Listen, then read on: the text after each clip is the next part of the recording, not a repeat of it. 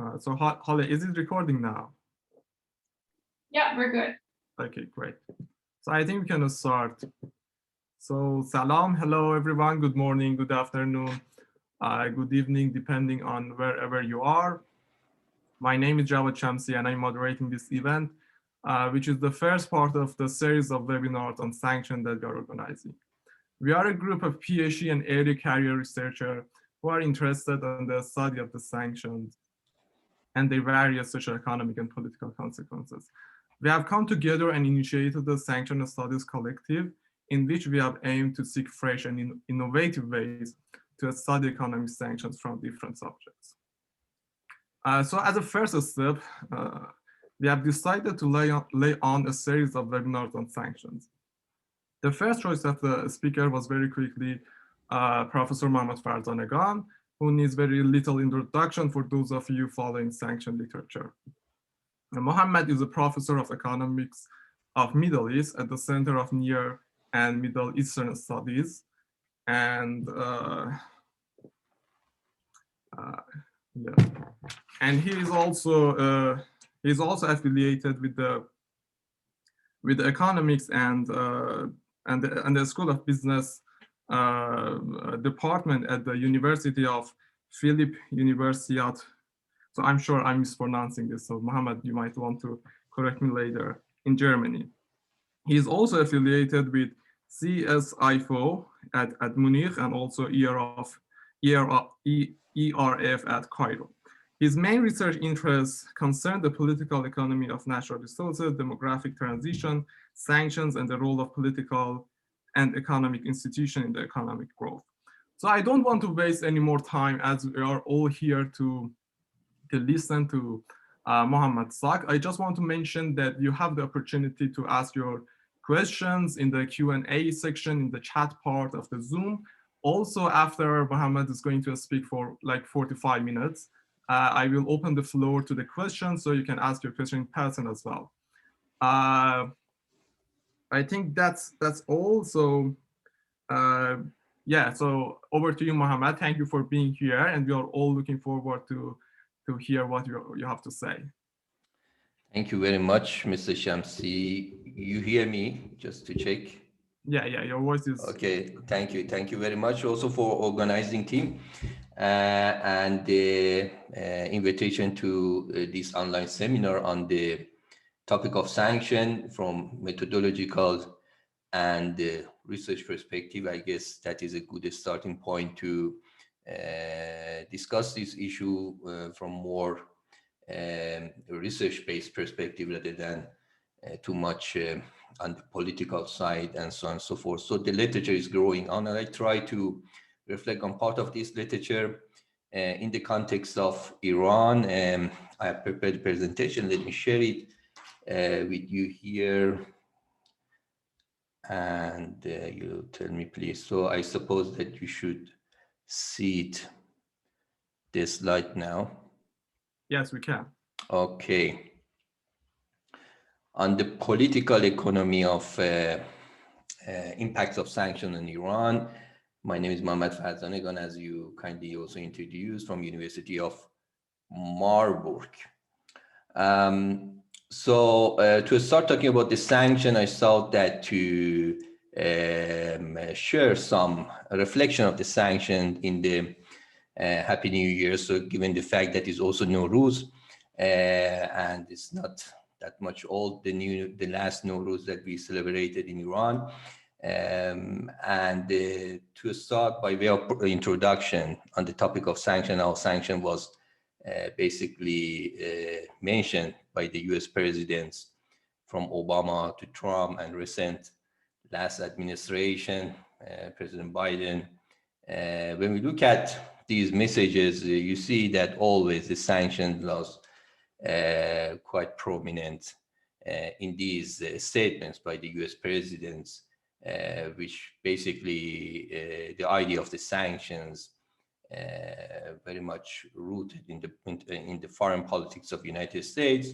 Obama, for example, mentioned in 2012 when the Iran faced the top of the high record of the sanction, mainly oil embargoes, that he basically presented sanctions as a way of pressure on the Iranian government. At the same time, also mentioned that the U.S. companies are free to provide access to internet and these type of things in order to keep the windows of communication open for Iranian people.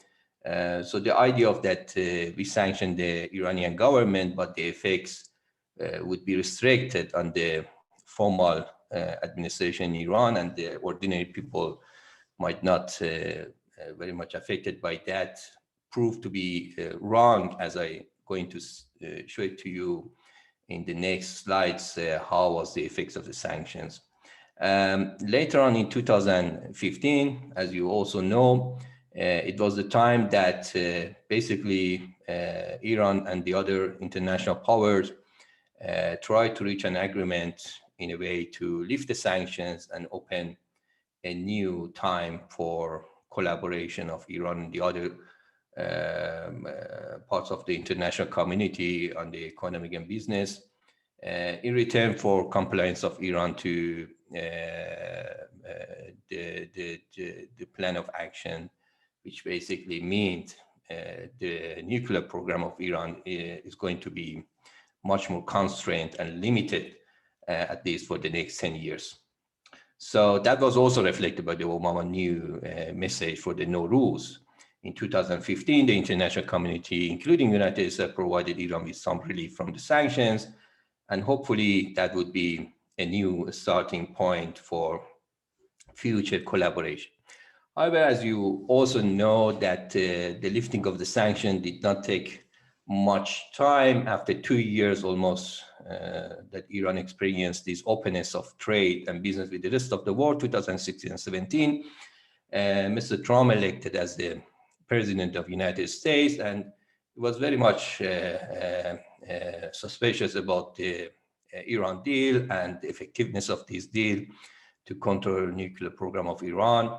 And in his new Happy New Year message in 2018, he reflected these things with reference to the history of Iran, Dariush the Great, who basically had this famous statement that he wished that God protect Iran from enemies, drought, and falsehood. And basically, he believed that Sepah Pastaran in Iran is representing all these three bad elements. And shortly after that, he announced that the US is going to leave the Iran deal and reimpose the sanction on Iran. Some of them already happened to reimpose on the August 2018, and some of them in November 2018. So the new period of imposition of the sanctions, which was lifted under the plan of action, started in 2018, which, as we all know, basically right now is also in place, although that there are some hopes and the positive expectations on the new administration in the United States. President Biden is going to lift these sanctions which reimposed under Trump on Iran in return for compliance of Iran return to the plan of actions. So the last Happy Nowruz, the New Year message of President Biden did not have any reference to the sanctions on politics in general. The COVID-19 was the major issue, which also mentioned his message to Iranians for the Nowruz, the recent Nowruz.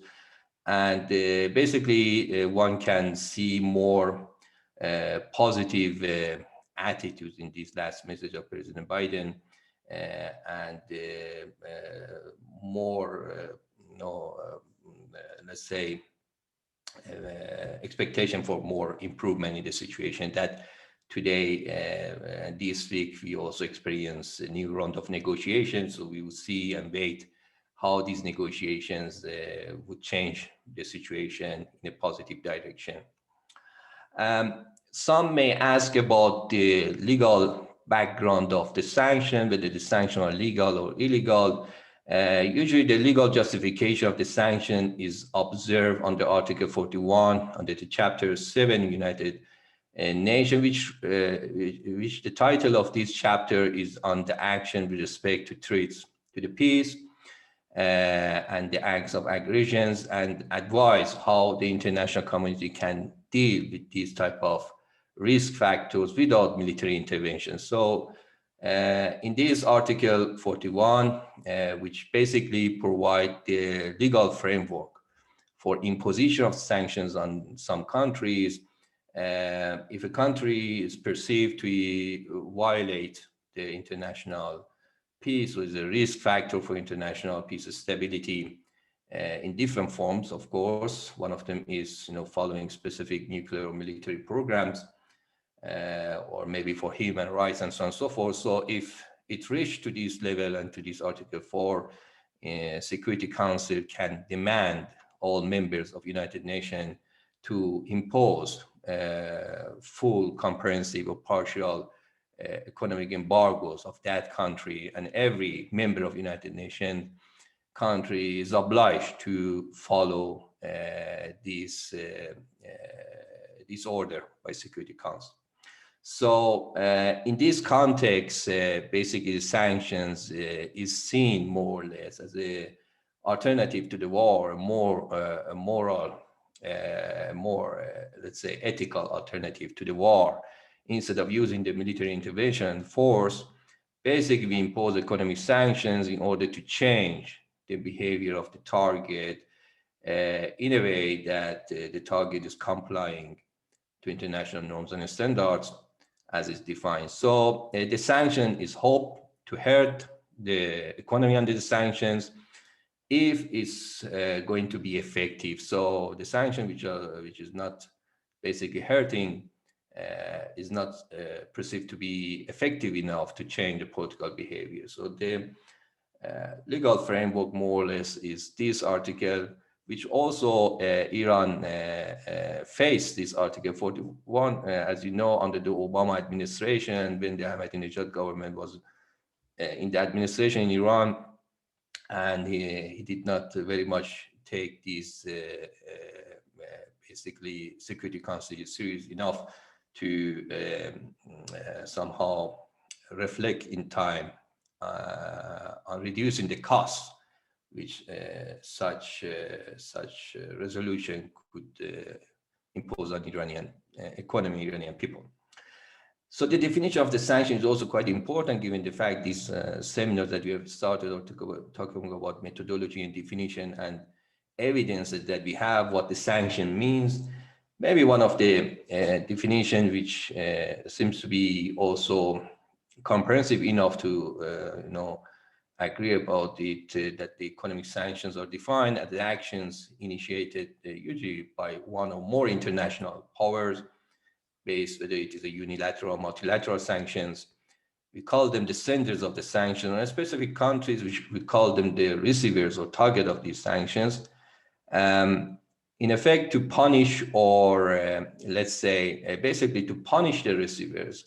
How this punishment work is usually through the economic means, and with the purpose of not only punishing but also forcing the country under the sanction to comply the norms that the senders basically perceive to be the right norms or international norms. So Obama and Trump and the others are not the first who basically believe on the let's say effectiveness of the sanctions. Maybe when we stay within the political figure in the United States, Mr. Wilson, who was also the US president from 1913 to 1921, once said that basically present how he thinks about the effectiveness of sanctions, said apply these economic, peaceful, silent, and deadly remedy, namely the sanctions, and there will be no need for military intervention. He acknowledged that this is a quite painful remedy for the country under the sanctions. It does not cost a life outside the nation under the sanction, but brings a pressure upon a nation which, according to his judgment, no modern nation could resist. So belief on effectiveness of sanction has a whole all the background in the U.S. politics, much earlier than the Biden or Carter or other administrations in the context of Iran. When we talk about the sanction, we basically refer to the most recent sanctions. However, when we look at the history of Iran, especially after the revolution, we realize that the sanction was always affected different episodes of post-revolution Iran since 1979, which started with the US Embassy and the hostage crisis. In most years of revolution, the war with Iraq, Iran was under unilateral sanction, financial sanction of the United States. Maybe the most prominent significant sanctions started when the Iran nuclear program, which was not announced internationally, discovered in 2002, and in which the Natanz enrichment facility, basically the information came to the public that Iran is active in these type of activities, which is not reported to international community. And the concerns grew up on what the Iran is doing on this field, which was associated with the wave of, let's say, sanction imposed by United Nations. Before 2012, majority of these sanctions by US and the UN basically were targeting the military section of Iran or specific investment in petrochemical industry or a specific sanction on Iranian banking system imposed by United States.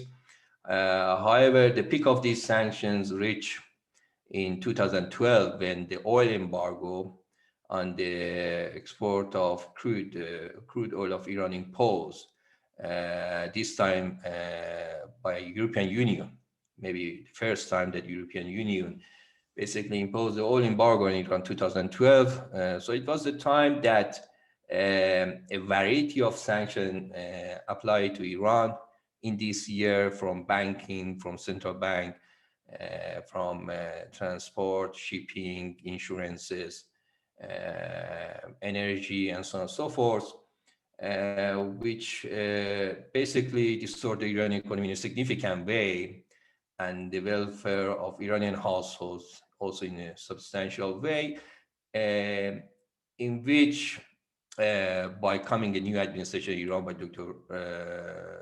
Hassan Rouhani in 2013, so the main agenda was to get rid of these painful sanctions.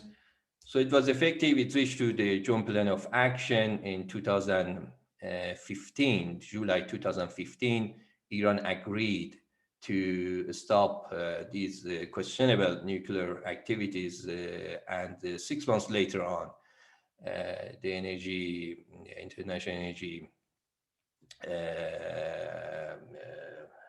Administration verified that Iran has complied to the agreement 16 January 2016, and all sanctions related to Iranian nuclear program lifted on that day, up to the Trump administration, which I just mentioned, again, unilaterally reimposed on Iran, this time by United States, and until today, these sanctions are in place. So this is the history, basically, of the sanctions imposed on Iran. As I just mentioned, also the whole story on the recent sanction, the main reason, basically on the number of centrifuge and the expansion of the nuclear activities of Iran, which has started in 2012 by finding out that Iran has placed Natanz active enrichment of uranium, which was not apparently reported to the international community. And after that, as you see here, a couple of United Nations sanctions imposed on Iran, but that didn't stop the application of new centrifuge in Iran. It increased up to 2012, which the oil embargo imposed on Iran. That was the point which the economic costs increased massively, which persuaded Iran to show some flexibilities, as the Iranian supreme leader mentioned that some heroic flexibility, basically, and Iran agreed to negotiate. After that, of course, as a part of this deal, Iran agreed to reduce the centrifuge, first generation centrifuge installed from about 2,000 number to around 6,000 for the next 10 years. After 2016, the advanced centrifuge, they agreed to reduce it to zero. Breakout time perceived to increase from just 1-2 months to 1 year. So the time that Iran needs to reactivate its program if the deal is canceled. So it gives much more time to international community to react. There were restrictions on the research and development on new centrifuge technology within this joint plan of action. The medium enrichment of uranium, around 20%, is agreed to be reduced to zero. So right now, as a part of reducing the commitment of Iran to this Iran deal, because of reimposition of the sanction, Iran has started to increase also this 20% uranium enrichment, which is in violation of the Iran deal. So that is the discussion between the United States that Iran first need to return back to the deal agreement, and then United States replied by removing the sanction. But Iran expects first the US return back to the deal by removing the sanction imposed by the Trump administration, and Iran quickly verify this story and return back to the content of deal shortly. So what are the goals of the sanctions? So we learned what the sanction is, the definition of the sanctions, basically the background of the sanction on Iran, the main publicly mentioned reasons. But the sanctions have some theoretical goals in this literature. Just classify them into 5 categories. One can say that when we read the earlier studies in this field, we learned that the sanction on important countries for mainly 5 aims or 5 reasons. The first is to punish the target and the receiver of the sanctions. Basically here, the main idea is to stop the other possible countries or cases to follow the same way of behavior of the target of the sanctions, to stop the others to follow the nuclear activities of the similar type and similar, let's say, content as in Iran, in the Middle East, for example. Or it's like sending a criminal to a prison, which is not necessarily mean to change this person, but to punish and to hope that the time that he spent in prison brings some positive, let's say, effects for his or her future activities.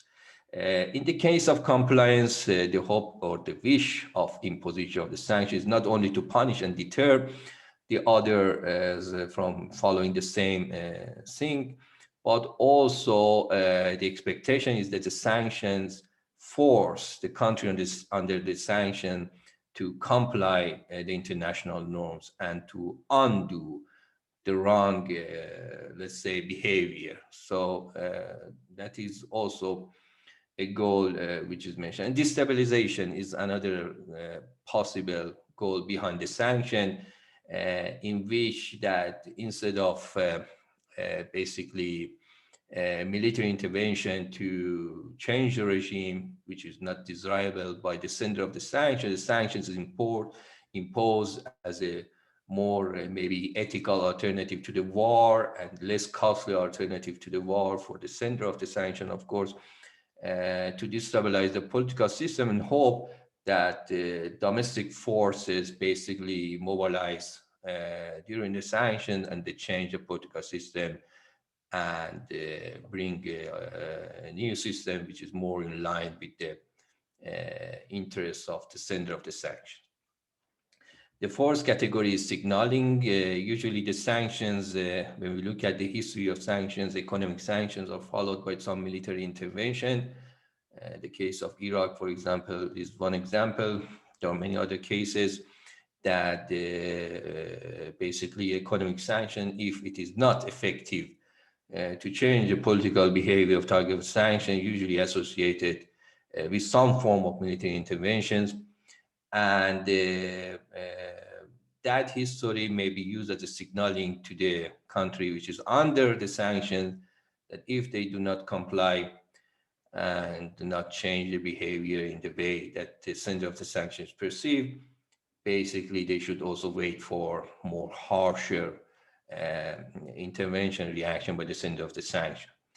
And sometimes the sanctions are followed in a more symbolism way, in a way that there is a domestic international pressure on that specific power who is the sender of this sanction to do something if there's a violation of human rights or similar things in one specific country or region, and the sanctions are used to somehow reduce that domestic pressure, international pressure on, let's say, the sender of the sanctions.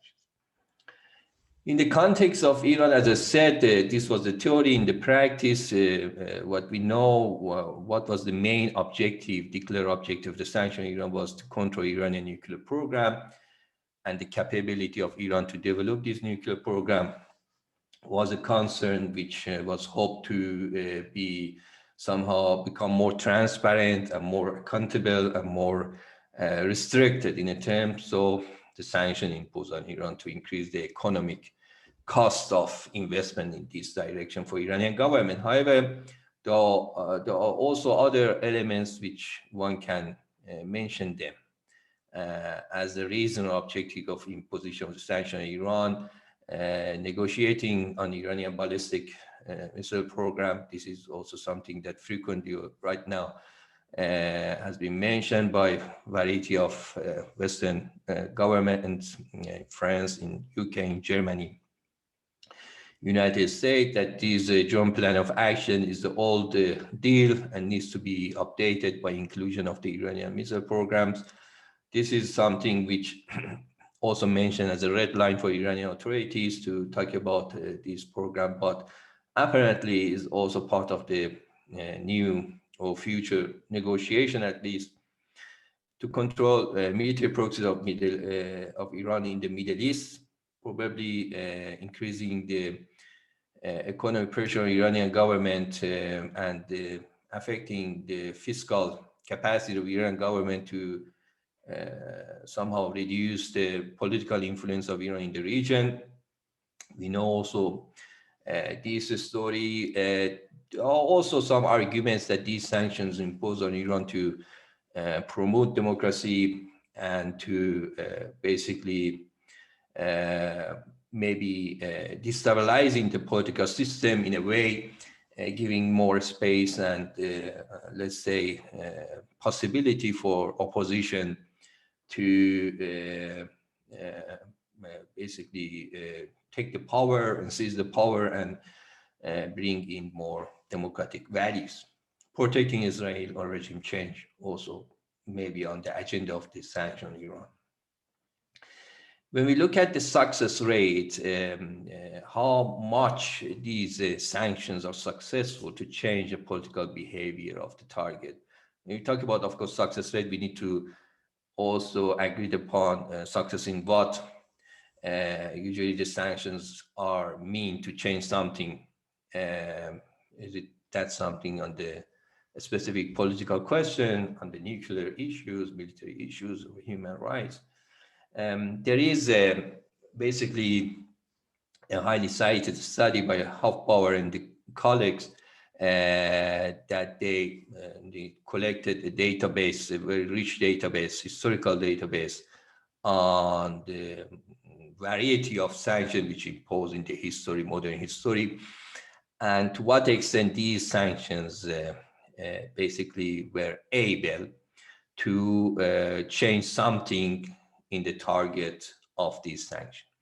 Their calculation come to this table in which it shows that the majority of success stories happened within the first 2 years after imposition of the sanction, and the more period that the country which experienced the sanction, there would be less and less chance of success, maybe because the country on the sanctions get used to the new equilibrium and adjust itself to the new situation and try to find alternative markets for its products, and the people may also get used to new pattern of consumption. Maybe the domestic production increases and get larger share of the market and so on and so forth.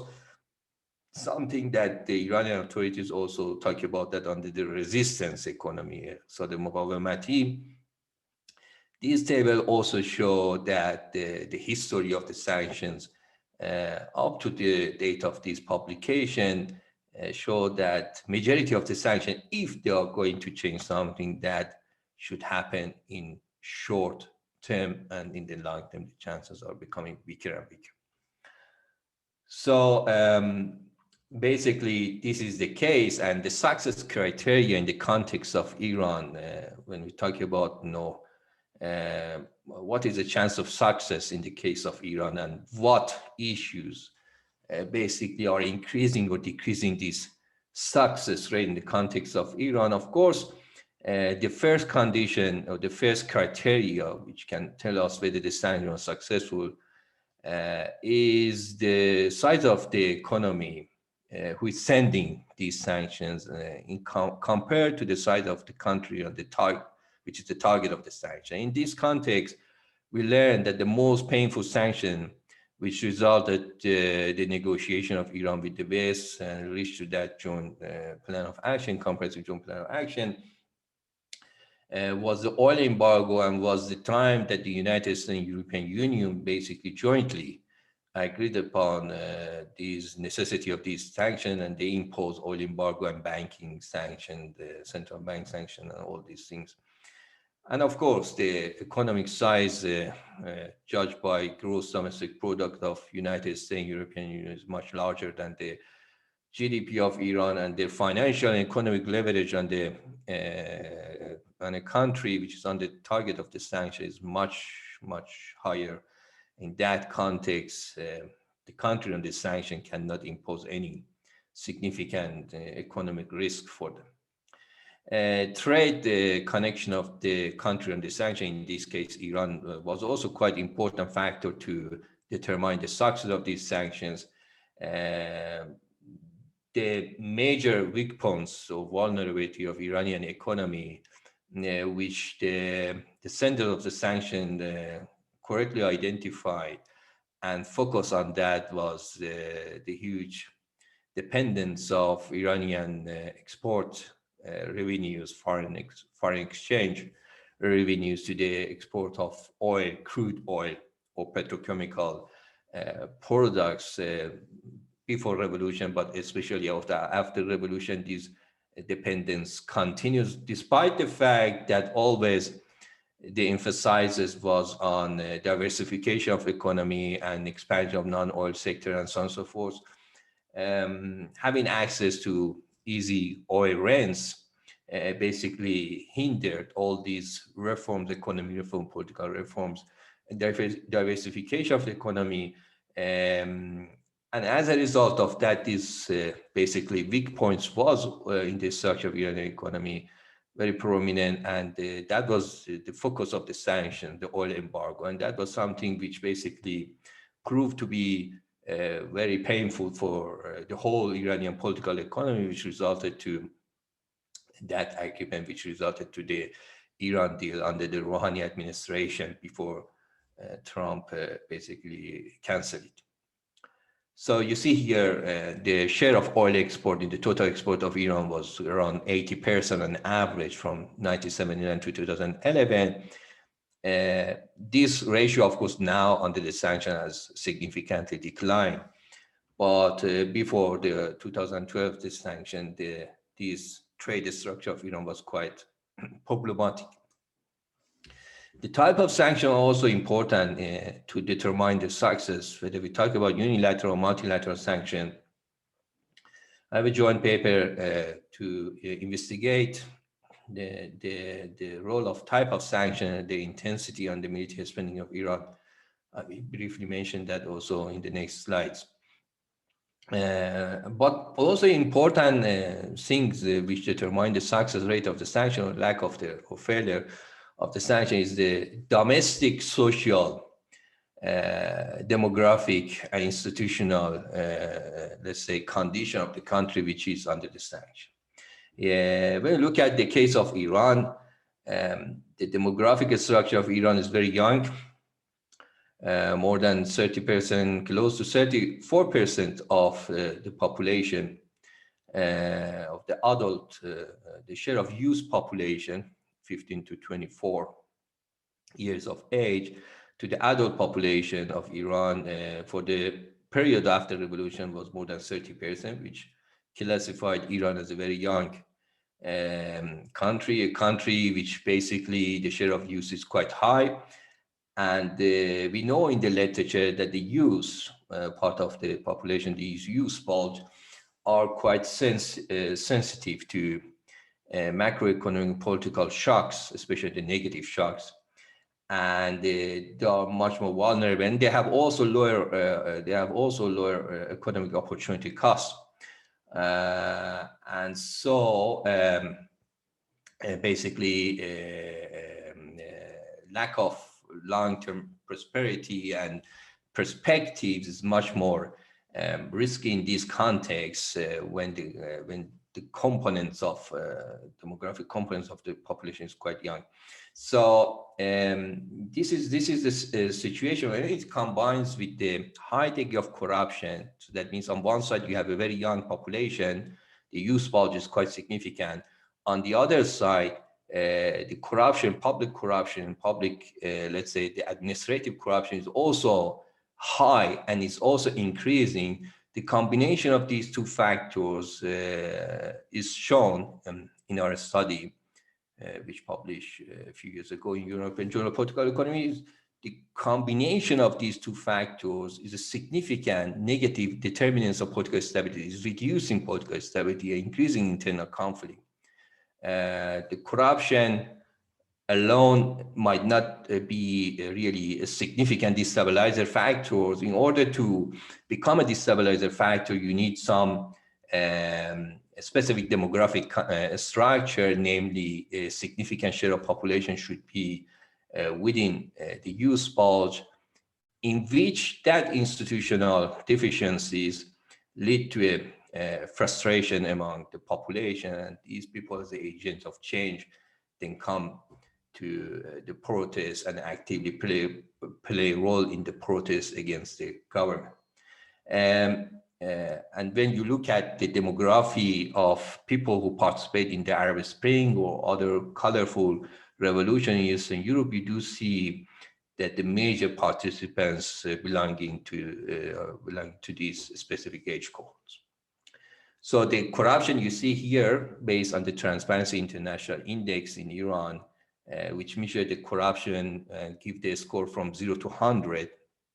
So 100 means lower level of corruption. I just rescaled it. So the closer to 100 means more corruption. You do see that the Iran situation in terms of corruption, political corruption, is quite disappointing. And since 2017, 2018, this situation of corruption is increasing and is more alarming. So this is the another, let's say, weak points of Iranian political system, in which make the system much more vulnerable against exogenous effects of the sanction. Now, in the remaining time, I would like to briefly also talk about the impact of sanctions on Iran. Maybe the starting point, just to give you an overview of where the impact of sanction can be seen, is looking at the GDP per capita, the gross rate of GDP per capita, which summarizing the whole thing which is happening within the Iranian economy. Of course, here I have split the history of GDP per capita growth as a measure of economic growth. Before revolution, during the Shah Pahlavi, during the revolution and the war, during the Hashemi Rafsanjani government, Khatami government, Ahmadinejad, and Rouhani, and excluding the war and revolution, the Shah time, and after end of the war in 1988, we do see that in the few cases we experience a negative growth rate. Two prominent negative growth rates observed during the end of the Ahmadinejad and during the reimposition of the sanction on the Trump administration during the Rouhani government in Iran, which basically, if we focus further on that period from 2012 to 2018, we more clearly see this situation. We do see that the oil embargo imposed on Iran during the Obama administration resulted in a drop of GDP per capita growth rate. Sorry, to GDP growth, it is not the per capita. Per capita would be more negative in this case, by -6% in 2012. 2030 continued to be negative. 2014 and 15 changed the course to positive. So that is the idea of the sanctions, which are more painful in the short term, in the long term or middle term. Basically, the country on this sanction found a way to reduce these costs. The Iran deal resulted to a massive, substantial increase in the growth rate of Iranian economy, as you see it in these 2 years, 2016 and 17. 2018, again, the story of reimposition of the sanction, unilateral sanction, United States, changed the situation significantly. The major negative contributor to this drop of, let's say, Iranian economy in 2018, when the Trump reimposed the sanction, was the significant reduction of the oil industry in Iran. The service sectors was not that much affected in a way, because the major, let's say, market for the service sector of Iran is domestic, so it's not still very much international, globalized in that context, so it is more immune from these type of exogenous sanctions. But the oil industry is hugely affected negatively, and you see that more clearly. What was the major driver of this decline in Iranian economy? In 2019, Iran, after, when we exclude Venezuela and Libya, had the highest negative growth rate worldwide, according to the Global Economic Perspective report of World Bank. This again shows the huge cost of the reimposition of the sanction on Iran. And basically, the World Bank Global Economic Report perspective published every January. So this number that you see is based on the report that they published in January 2020, before the COVID-19 come to show its effects. It was forecasted that basically this negative picture of Iranian growth is going to be ended in 2020, and slowly the economy recover after that. However, they updated the report in the report that they published in January 2021, some months ago. And then here we do see that the expected growth rate in the year 2020 is now close to -4%.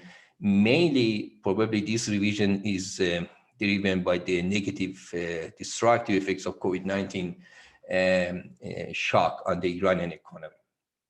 So the latest report shows that this is the third year, continuous third year, that Iran is experiencing a negative growth rate. When we put the population in this calculation, this negative number would be larger, of course, because we have also every year population growth, so GDP per capita would be even less. So this is a very difficult situation for Iranian household. That means also the household welfare is declining continuously, and this is the third year, continuous year that the Iranian is experiencing such a negative growth rate. Crude oil, I mentioned, is a prominent example of a driver of these negative growth. The production of crude oil as a major provider of hard currency for Iran is declined from in the year 2017, close to 4 million barrels to less than 2 million barrels in 2021. So there's a reduction of 52%. More on the export of crude oil, a reduction of 80% is observed. So nowadays, less than maybe 400,000 barrels per day is exported. This is, of course, January, February 2021. So that is historically the lowest number of barrels which Iran is exporting in the history of that we have the data. So that also shows the maximum pressure was very much painful in that aspect. Some believe that maybe this reduction of oil export basically is a good news for Iran, because that motivate the state to pay more attention to the taxation and increase the tax revenues. And taxation, we know in the literature, which brings with itself some political participation and more, demand from the side of public to be involved in political decision-making process. And so maybe this sanction, by reducing the oil revenues, lead to more taxation, and these taxation lead to more political openness and political participation at the end. Is it the case or not? So that is the famous statement by Thomas Friedman, which you also somehow referred to this point, that said, you give me an $18 barrel of oil, and I will give you political economy reform from Algeria to Iran. All these regimes have huge population and too few jobs. So they make up the gap with the oil revenues, so reduce the oil revenues, and they will have to open up. So, but we have a recent study in this story, and our study shows that these democratization effects as a result of declining oil revenues through the channel of taxation might not happen in countries which have a high size of shadow economy. And the existence of informal economy, which is also true in the case of Iran, is hindering the possibility of increasing the tax effort of the state in response to declining oil revenues. And if that is the case, which is the case also, basically that democratization, political openness would not be realized at the end. So this paper is providing empirical evidence for a large number of countries, including Iran, of course. In another forthcoming study, we do find that the negative shocks in the oil revenues of Iran is even leading to more shadow economy, is leading to higher black market premium, foreign exchange black market premium, because of the distortions and capital controls, which are going to be amplified even further under the sanction situation. And that results to a larger gap between formal exchange and the power exchange rate, something which is famous as the black market premium. And it is shown that the larger this gap and this premium indeed provide more incentives for illicit trade, illegal trade, smuggling, misinvoicing of trade documents, over-invoicing of imports, under-invoicing of exports, all these things which are a component of shadow economy. That means the sanctions, energy sanctions, maybe indirectly result to expansion of the shadow economy, which result to lower capacity of the state to collect higher taxes, tax revenues, which then that political openness as a result of falling oil revenues is not going to be manifested. So this study provides empirical support on this aspect.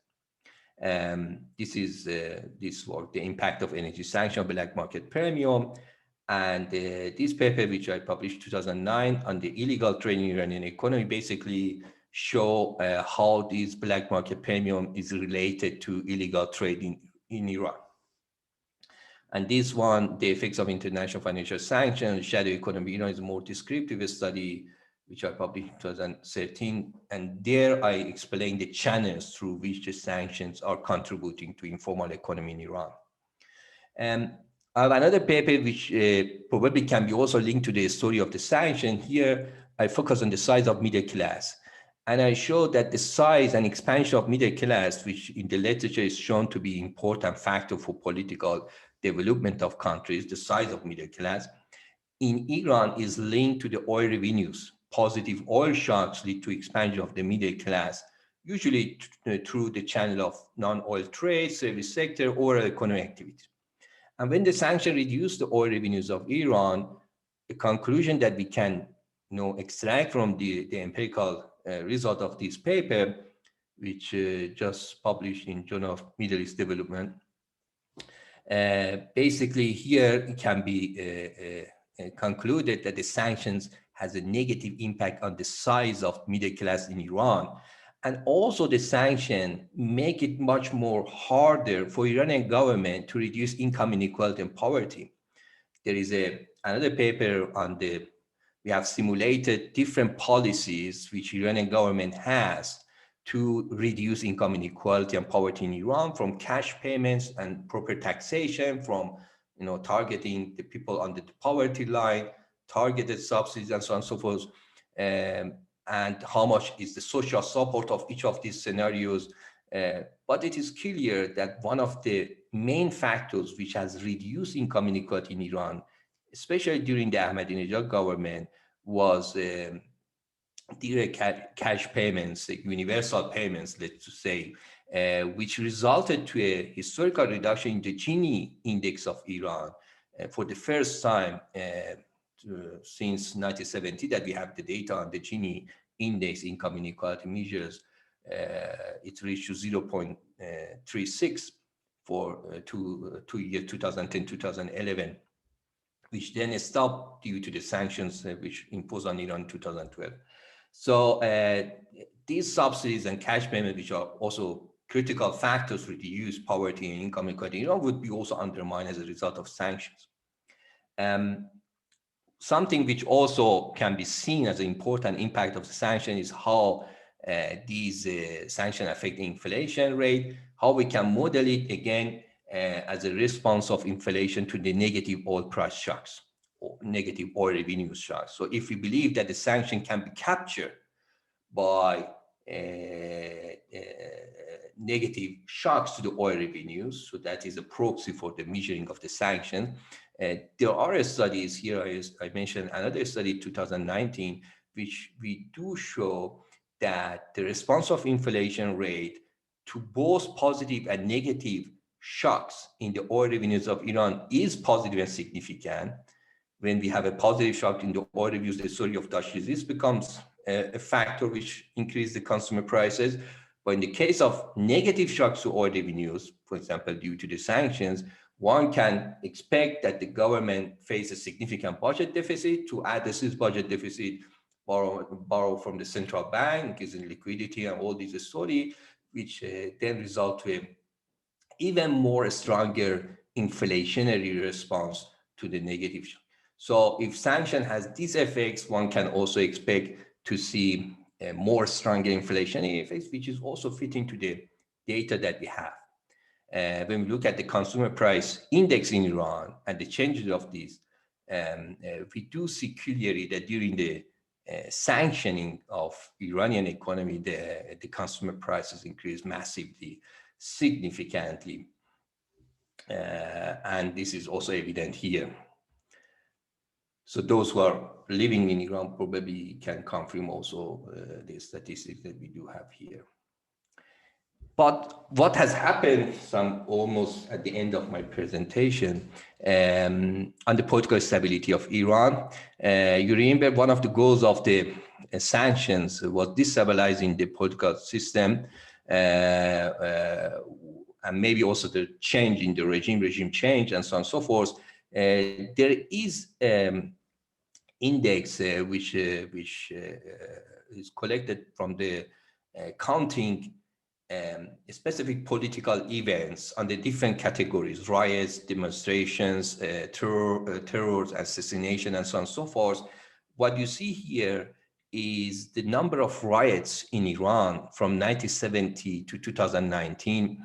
By counting these events from international newspapers, the source is cross-national time series data archive. And you see here, of course, riots is defined as any violent demonstrations. More than 100 people are involving the use of physical forces. So, of course, it was clear that during the revolution of Iran, Islamic Revolution, this was high, 1978, 79. But only we do see the highest numbers during the 2018, 2019, the time that the Trump administration reimposed the sanction on Iran, and it resulted to a larger number of these riots for variety of reasons, economic reasons, strikes, and so on and so forth, which is connected to economic frustration of the people with the system. And that is reflected to, again, an increase in this number of these events, which was not observed since the revolution of Iran. And they have also another variable, it is called anti-government demonstrations. This is referring to more peaceful protests, not necessarily violent ones, opposition to government policies and so on and so forth. Again, excluding the events of revolution in 78, 79, and 2009, which was the protest to the election of Ahmadinejad, Green Movement. We do see again the highest record in 2018, which is comparable to the situation of revolution. Military expenditures is something which also estimated the effects of sanction on that in Iran. There is one paper in Defense Peace Economics which we do show that the high intensity of sanction has a negative effect on military spending of Iran, proof to reducing that.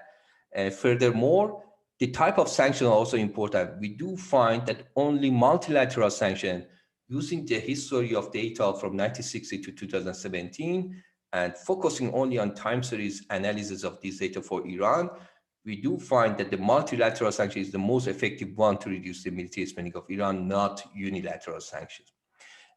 Nevertheless, there is another paper which is now under revision, compare Iran to a counterfactual Iran before sanction and after the sanction, and basically raise two questions.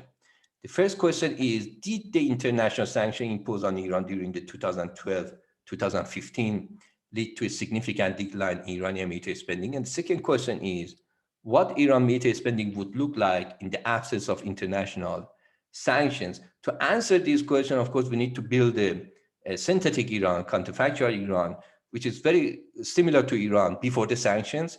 And there is a shock of the sanction in 2012, and we compare what is happening to military expenditure of the real Iran. Factual Iran is synthetic. This is something that we did. I did it, and I reached this, that the sanction has a declining significant causal negative effects on military expenditure of Iran. The military expenditure of Iran on average during the time of sanction reduced by, in the total, $9 billion per year compared to its synthetic form. So in that way, the sanctions prove to be effective in reducing the military expenditure of Iran.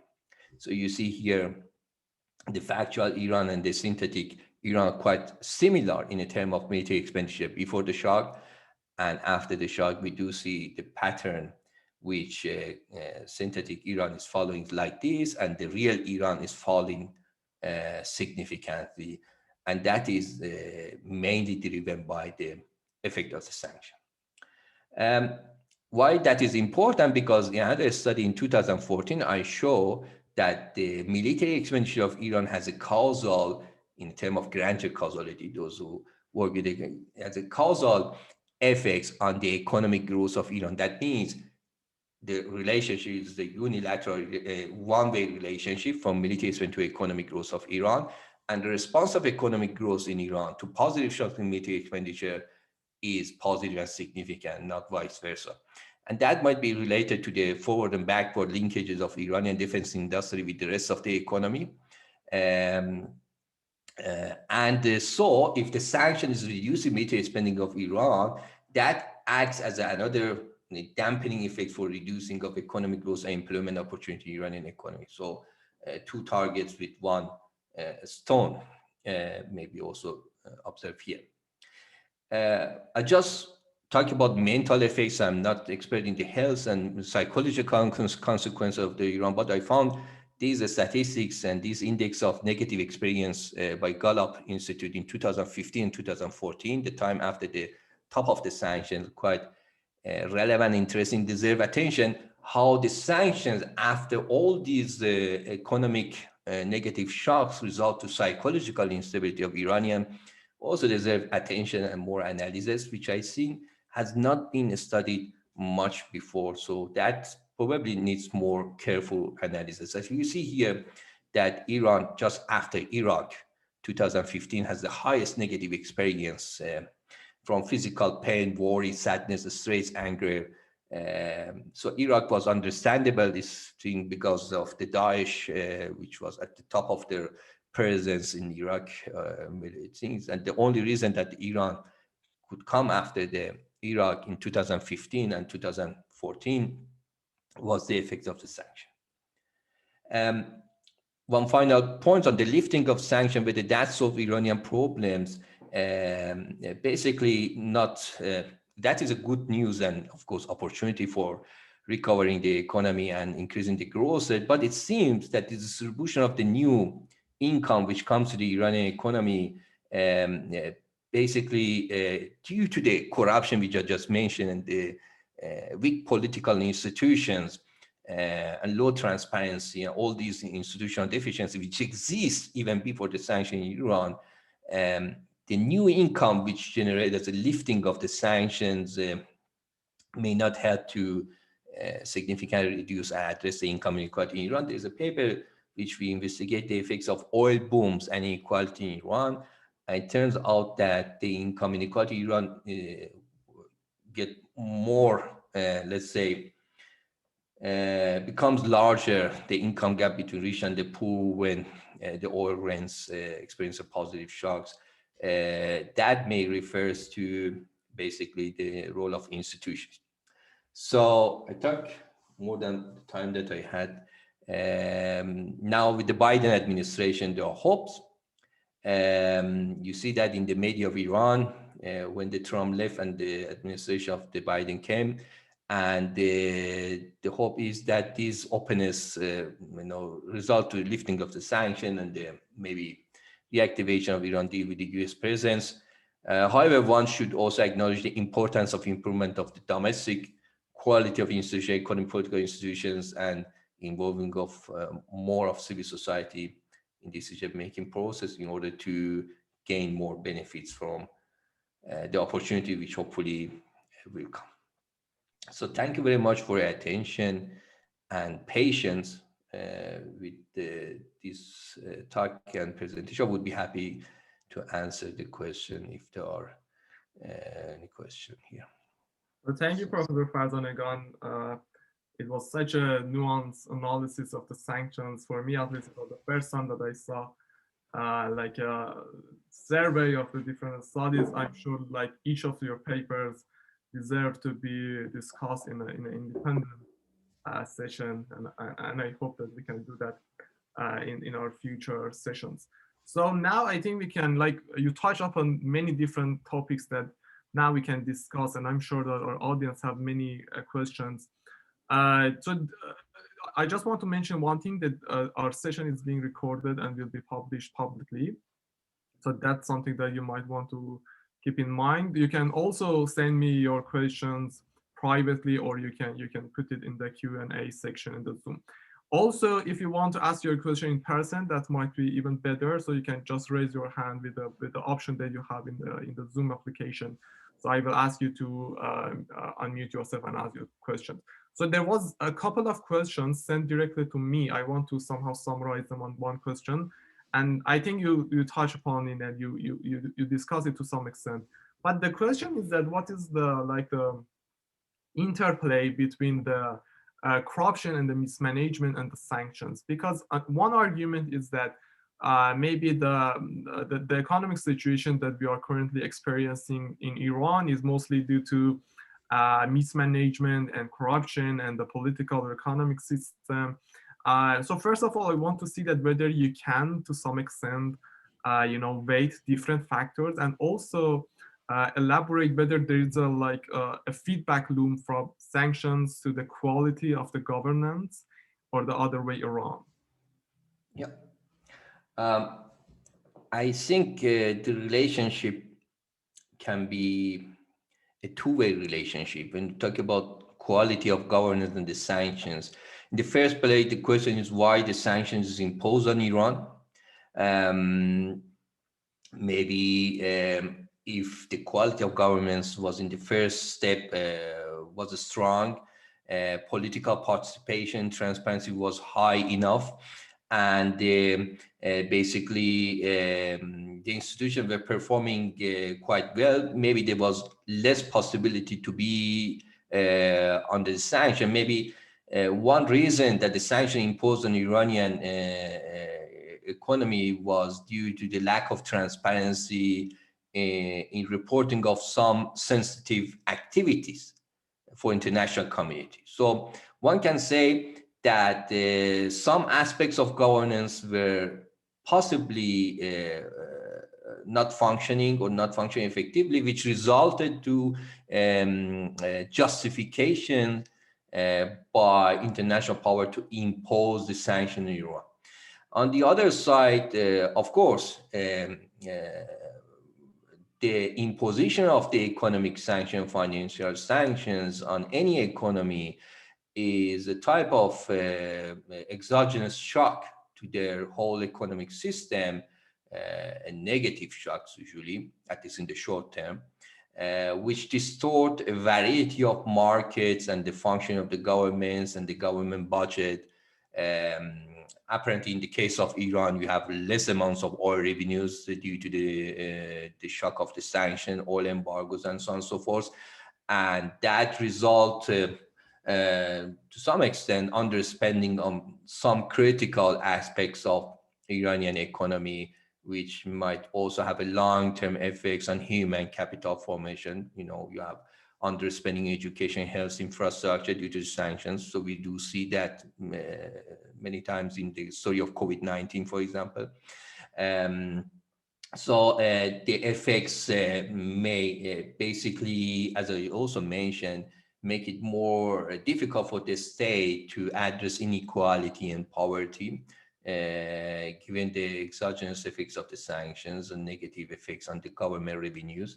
On the other side, the distorting effects of the sanction can be also result, as I also mentioned, to issues such as black market premium, the foreign exchange. So that is clearly one effect of the sanction.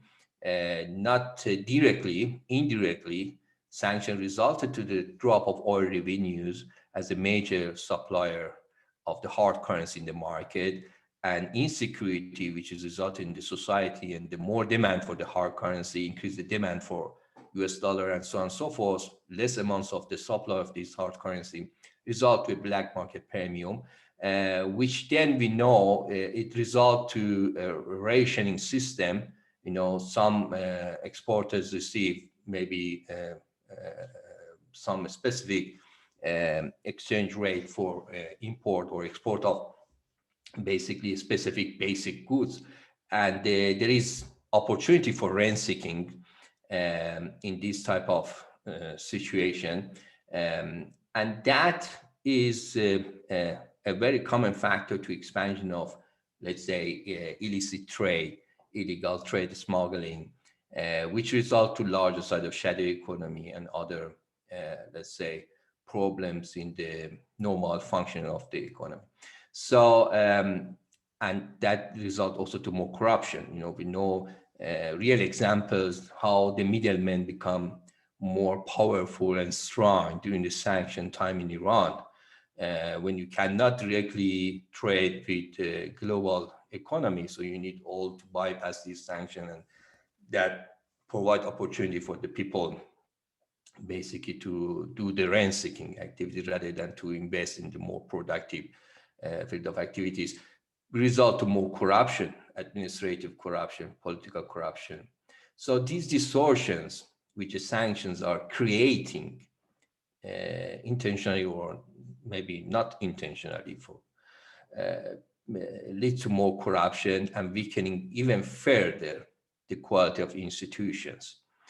And we learned also that the sanctions probably are hardly an opportunity for political openness, because the idea that you have lower amounts of oil, dependence on oil use, that means more reliance on taxes, may not also necessarily work when you are living in a situation that the shadow economy at the same time is expanding. So no taxation probably also, or no less ability to raise taxation probably also is another reason that this hope for political participation of the people during the sanction not realized. So this is what I can tell you from the literature and from our own observation from the Iranian economy, how the sanction might be related to formal institutions. Thank you, thank you. So we have a couple of questions on the Q&A, and also some of people here have raised a hand. So I mean, we know that this is a contentious issue, and so there are like many questions. So we will do our best to answer as many as we can. So we will start with Asma. Asma, if you can just unmute yourself and ask your question.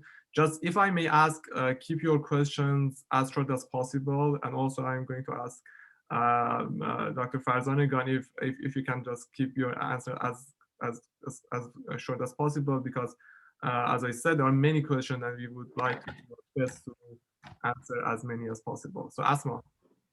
Thank you very much. Thank you very much, Dr. Farzanegan, for such a really informative presentation. I'm a PhD student and I'm studying sanctions, the US sanctions on Iran from a feminist political economy perspective. So I'm trying to look at the impact, I'm trying to bring gender into view and see how, what is the gendered consequences of sanctions. And most of the data that you were discussing about and various impacts of sanctions, political, economic, militarization, and all of them, I think, very much speak to gender. And they can have a lot of gendered consequences. And and it was really interesting for me from that perspective. But I have a very specific question. I mean, I have many questions, to be honest. And it was really interesting and just raised a lot of questions for me. But I will ask a couple of my questions. So if the time allows. So the first question is you mentioned about the impact of sanctions on household welfare, and that was an area that was very interesting for me. I wanted to ask you if that would be possible for you to kind of reflect a little bit more about the data that is available. I mean, how is the data gathering on how information about household consumptions? Is there any kind of I don't know because I am doing my research from a qualitative perspective, so I don't know. I haven't take a look at quantitative data, but it's becoming very interesting for me at the moment to also take a look at that. But I don't know if there is any kind of detailed information of what type of goods and services are affected and this type of information. That would be really interesting for me. And if that's okay, can I ask another question? Sorry, Asma, can you just keep it to one for the moment? If you have time, we would definitely. Sure. Yeah, definitely. Definitely, yeah. Yeah. Thank you very much, Ms. Abdi, for this important question. There are data and Statistical Center of Iran, Markaz Amar, they publish annually these household income and expenditure survey, in which you have access to detailed information on the variety of income sources of household, urban and rural areas, and the type of expenditure that these households have. The expenditure on food, the expenditure on housing, transportation, education, health, and so on and so forth. So there is a detailed information on how the Iranian households are reacting differently to different type of shocks in changing or adjusting their expenditure patterns. And in our paper on the middle class and the oil, we have also used part of our analysis is when we wanted to understand how oil rents affects the size of middle class in Iran. Basically, we also get benefit from part of this data that the Statistical Center of Iran is presenting. So I recommend you to look at the household survey data, which is also publicly available on the website of Statistical Center. And furthermore, Dr. Jawad Salih Esfahani has also done recently some interesting works on the effects of the sanctions on the pattern of expenditures within the households, Iranian households. So I also recommend that you follow his recent publication on this topic. Thank you very much. You're welcome. So Ali, would you please unmute yourself and ask your question? Mr. Ali Nariya. Yes, thank you very much. Thank you for the fascinating presentation, Professor Farzanegan. My name is Ali Naqia. I'm a lecturer at the School of Public Policy at UCL and also at the Business School at Middlesex University in London. I was very interested in the research you presented, and I have a methodological question. So I'm thinking that most of what I saw you present was analyzing mostly kind of macroeconomic data. And I was thinking, do you have any insights for us in terms of the methodological challenges of more nuanced issues, such as the issues that the SMEs will face, or issues of the minute issues of households, and how do you control for other factors, factors like mismanagement and, instability of currency policy and so on and so forth. Have you had those challenges? Studies? Thank you. You're right. I use more macro data. Basically, one methodological challenge is to measure the sanction itself, or to operationalize the shock of the sanction. What we use in our earlier studies is to use the negative shocks in the oil revenues as the prominent reflections of the exogenous shock of the sanctions. As in most cases that works. Of course, the negative shocks in the oil revenues might have different other reasons, but one can use it as a proxy to measure the effect of the sanctions. Sometimes this measurement might be also difficult when you have different form of exogenous shocks to one economy. Now, for example, 2018 to 2020, that was the sanctions besides the COVID-19, which happened recently. So how to differentiate the negative effects of COVID-19 from the negative effect of sanction, that might be also a challenge that we might have to attribute which effect to which shock. On the household survey, I have collaborated with my colleagues to measure the effects of energy sanction, banking sanctions on the household welfare in Iran. There are 2 chapters in a book that we edited in 2016 on income inequality and poverty since Islamic Revolution, published by the book is here. So this book, there are chapters 6 and 7 of this book is related to effects of the sanctions, banking and energy sanctions on the household welfare in Iran, so at the micro level.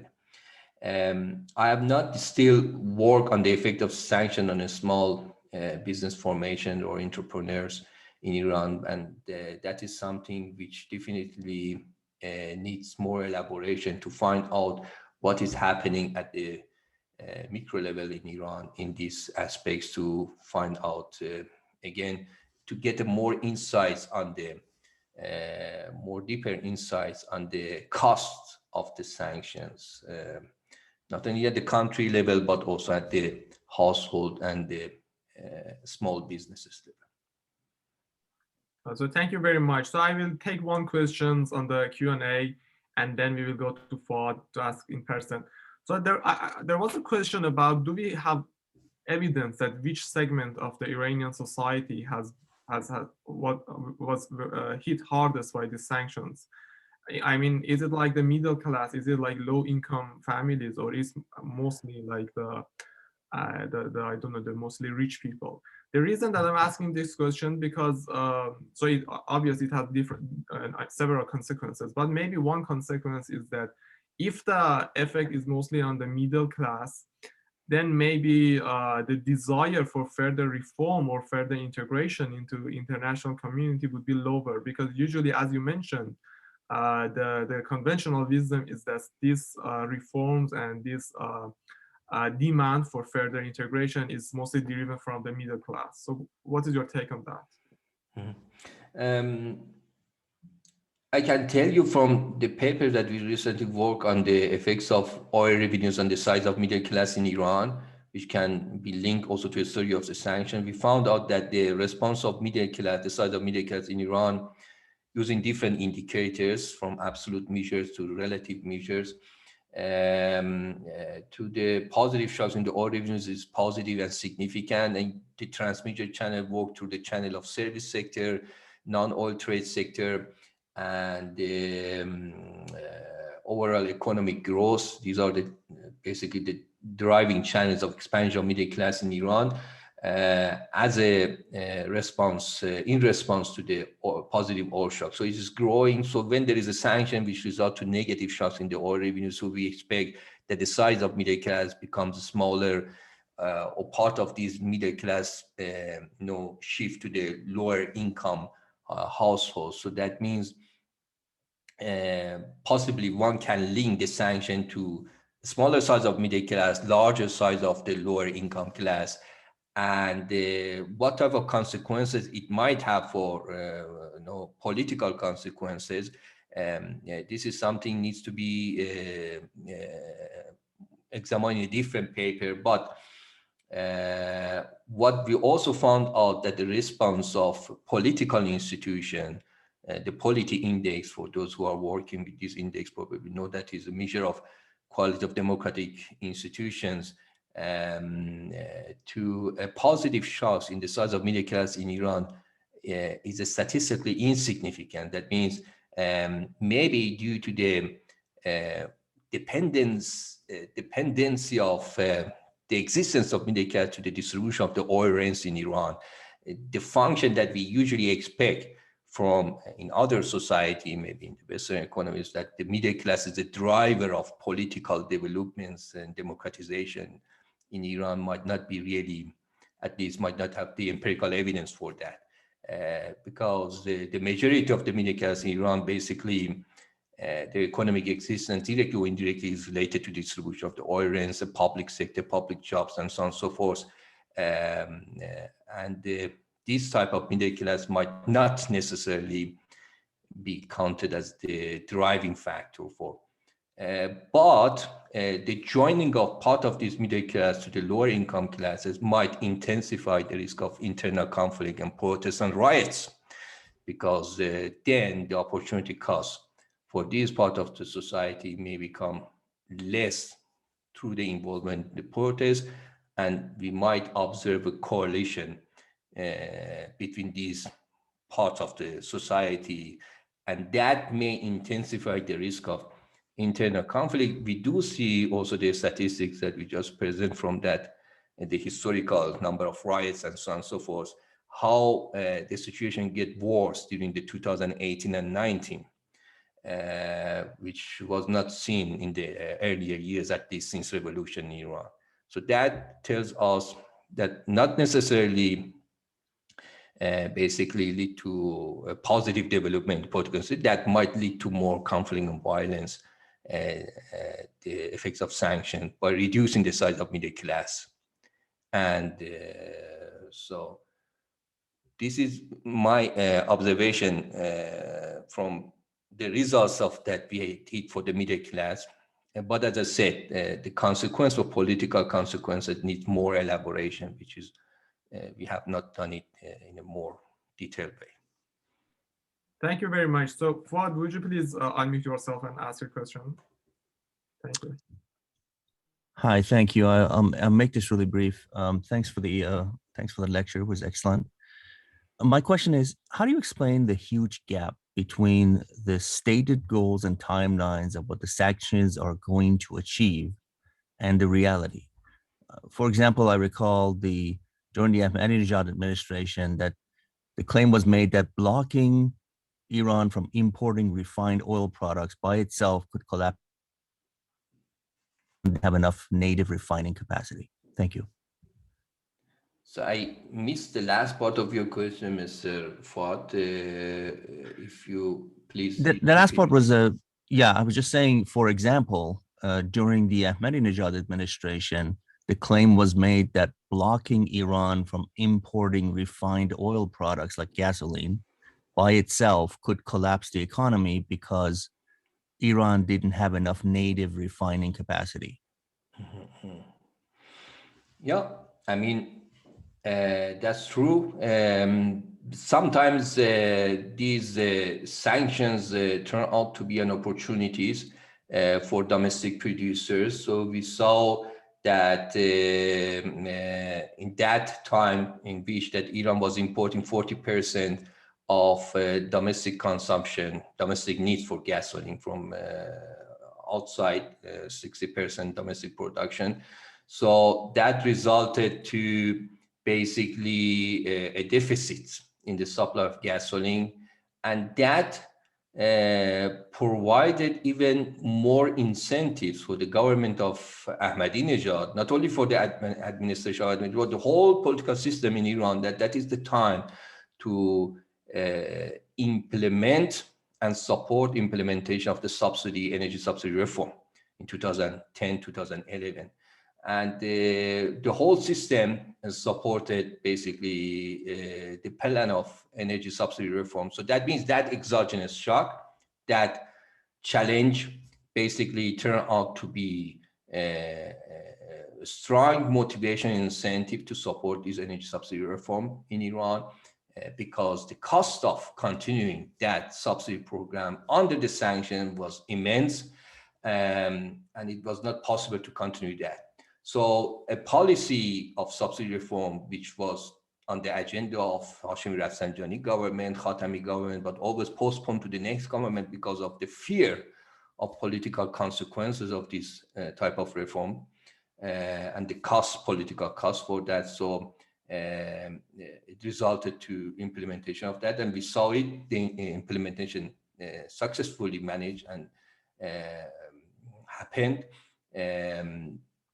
A well-planned, let's say, program which was associated with the type of supporting program for the poor, well in advance of implementation day of the subsidy reform, and which also resulted to significant decline of income inequality in urban rural areas for 2 years, 2010, 2011.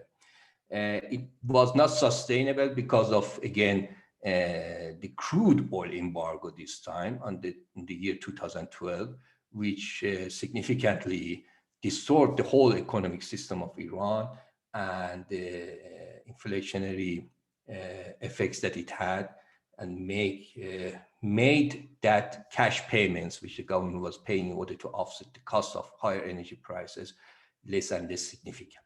So sometimes these exogenous shocks does not collapse the system, but it might also provide incentive and real motivation to implement domestic economic reforms, as in the case of subsidy reform in Iran. So thank you. There were a couple of questions about the medical side of the sanctions. In particular, it is usually mentioned and argued that the medical and medicine and vaccine, these things are exempt from sanctions. But on the other hand, Iranians argue that the fact that we are cut off from the financial systems means that we are also sanctions for this medical expenditure as well. So is there any empirical evidence on how Iranians are hit on the health aspect, and in particular in the recent year that we are experiencing this pandemic? Does it make it harder, or we should mostly blame the mismanagement of the government for the current situation? Well, mismanagement was not new. I suppose that these institutional deficiencies was something that one can find evidence for that since revolution, the different administrations. It's not something new.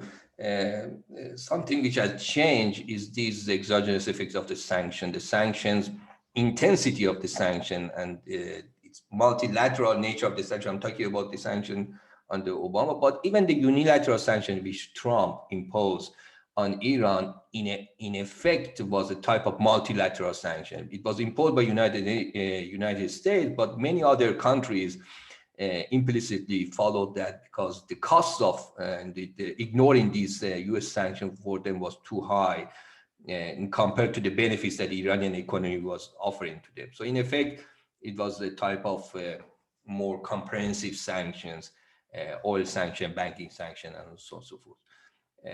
So mismanagement, I would not take it as a new player, so that was there.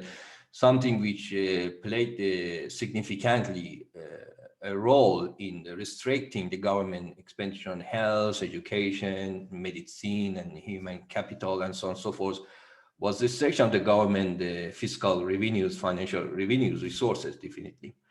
And when it comes to the trade of these type of products internationally, one effect of the sanction, the sorting effect of the sanction, is restricting the banking transaction, as we all know.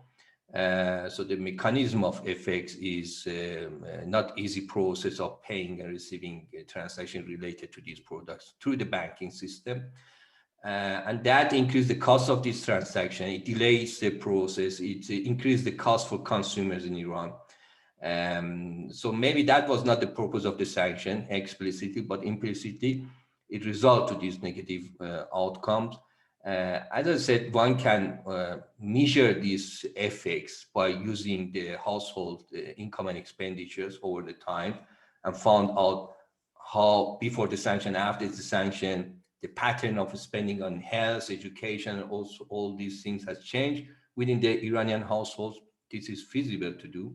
I've not done it, but again, I believe that one of my colleague, Dr. Jawad Esfahani, maybe your next time would be, can be also with him, that he shed more lights on the household aspects of and how these stories get affected by the sanctions. There are descriptive works which shows and the graph how was the import of medicine before the sanction, after the sanction, the cost of imports. These are all believable story that the cost has increased as a result of distorting effect of the sanction. To what extent the sanction has a causal impact on this story, namely the deficit of the medicine, that deserve or that requires a more careful empirical investigation in which the other factors are also taken into account. And then we see to what extent the sanctions plays a role. Otherwise, the correlation is there, but we know the correlation is not the causation here. Well, not necessarily. In order to find out whether there is a causal effect of the sanction, one needs basically to take into account the other determinants of problems in the Iranian medicine, medical health sector. Well, thank you. I think Reza also has a question. Reza, would you please unmute yourself and ask your question? Thank you so much. Thank you. First of all, let me seize the opportunity and give my esteem to the organizers and the very fabulous presentation of Dr. Farzanegan. It was amazing. Basically, I'm professor of epidemiology in Tehran University of Medical Sciences, and we work on the health issues related to sanction. I have one comment that there is some sort of limitation on using of the income and expenditure survey, that we work on that. I'm keeping this for the session that you have mentioned. My question is that we know that sanction has harsh effect on people, especially on the health. And I'm curious to know what is your opinion about to what extent we know how to implement mitigation measures to control the harsh effects of sanction on people's, especially on health. Over to you. Thank you. Yeah, thank you very much. I think you are in the best position to conduct this study, Dr. Reza. But I suppose that the service that we can organize on the subjective well-being of the people, the example of this Gallup survey, which I just accidentally found out that is could be relevant and could be insightful on the negative experience of the people. They do this service every year, and on the sadness, depression, anger, and so on and so forth. And the health of individuals is not independent from the environment, macroeconomic environment, political environment. And when we see that the subjective well-being is linked to the environment that the people are living around, that one can also understand how the sanctions related to this subjective well-being or life satisfaction. So my experience is the studies which try to quantify the health or health consequences of these shocks by using the service of the individuals on the concepts which are capturing the subjective life satisfactions or happiness and so on and so forth. And one can also integrate the factor of the sanctions in these type of empirical evaluations. And but there are not that much research in the context of Iran as far as I know. And that is the opportunity to extend the literature here, not only talk about the economic consequences of sanction, but also on these important mental psychological consequences of sanction, which, as I just said, is under investigated in this literature and deserve, to my opinion, more careful analysis in order to basically provide more clear and transparent picture of the costs of these type of sanctions on a nation which is under the target of the sanction. And this literature is still, I guess, is a growing literature on the mental and the psychological field. I would be happy also to collaborate with those who also interested in this topic. So thank you very much. There are many more questions. So I also have received like many private questions. I think if Dr. Farzanegan, you're okay, maybe we can continue until like 5:45, 6:45 Central Europe time, like in 5-6 minutes, and maybe take 1 or 2 more questions. Yeah. So there was a question about whether we have some data or some survey being done about the opinion of the Iranians about the sanctions.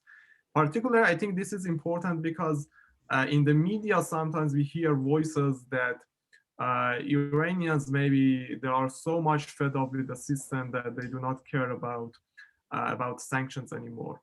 So I was wondering whether there is any like survey about the attitudes of Iranians about the sanctions. So my personal observation is that obviously, I mean, if you are economically hit, so most likely you are not supporting that.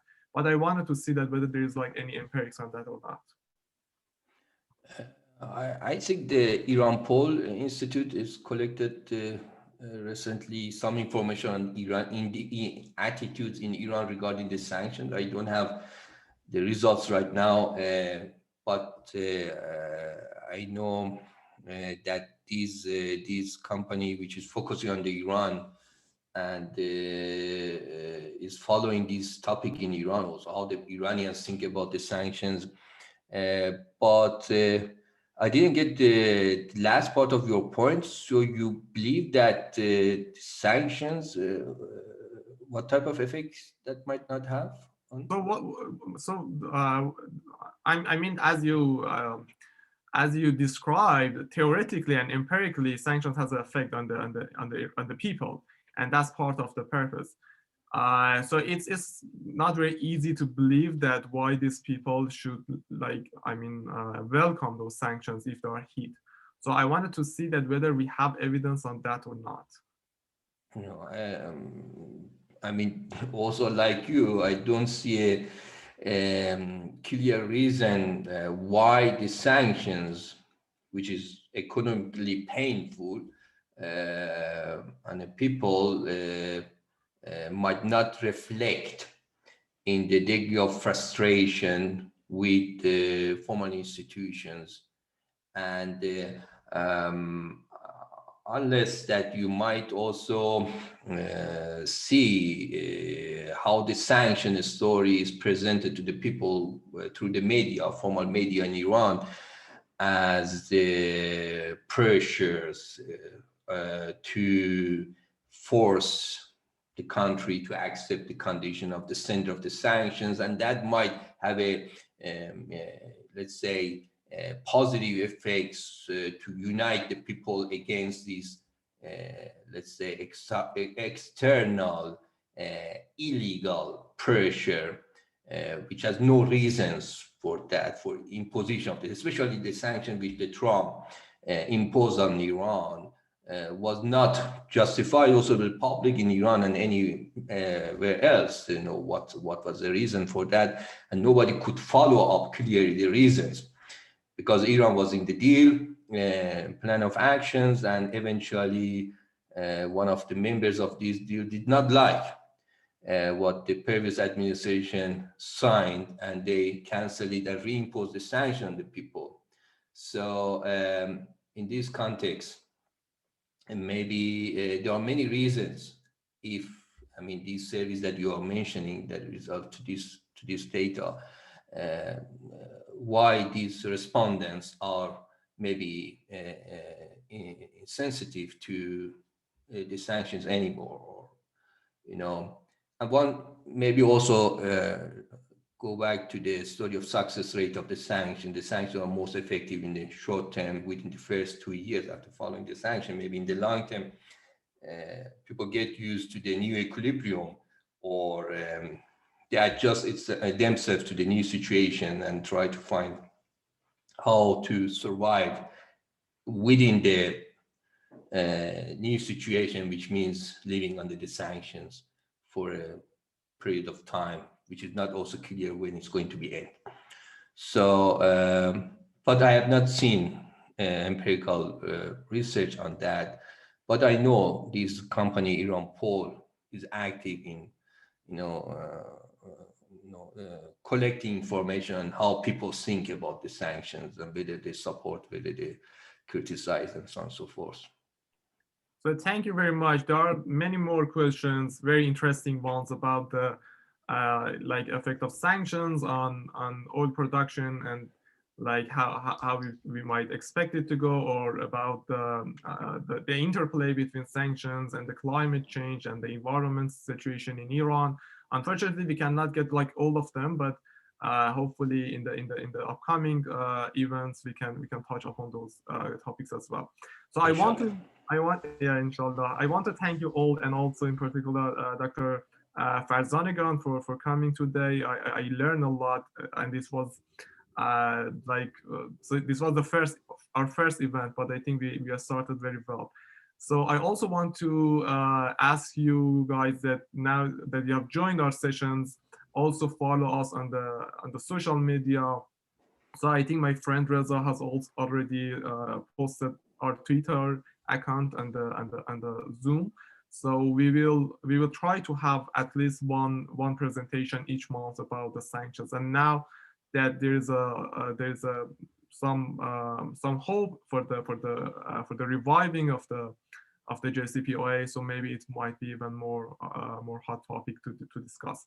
So please also, if you have a research which you think is related to the sanctions and you would like to present, just let us know, and we will try to organize a webinar.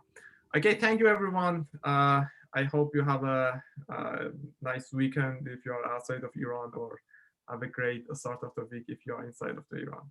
Bye bye. Thank you very much. Bye bye.